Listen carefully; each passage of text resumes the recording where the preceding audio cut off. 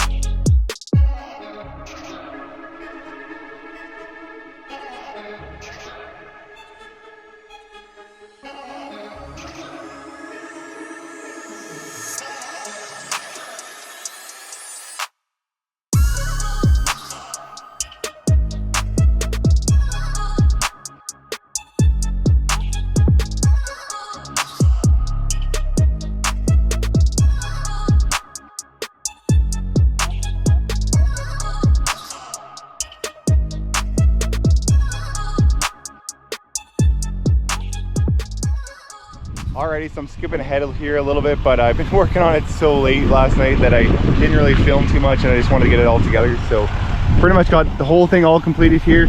All the front fenders and the panels are all on, and it's looking pretty awesome. So it looks definitely so much better, all color match, and all of this matches up really nice. So that's why I painted that one rear door, because it was it would have just probably been a little bit off, but just to be sure everything looks wicked. And let's take a walk around here.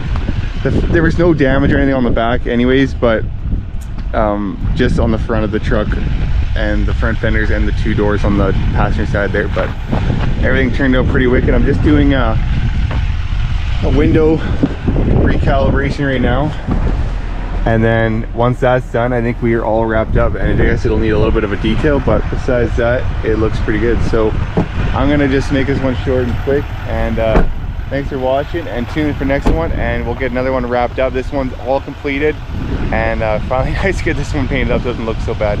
Anyways, thanks for watching, and tune in for next one. Peace.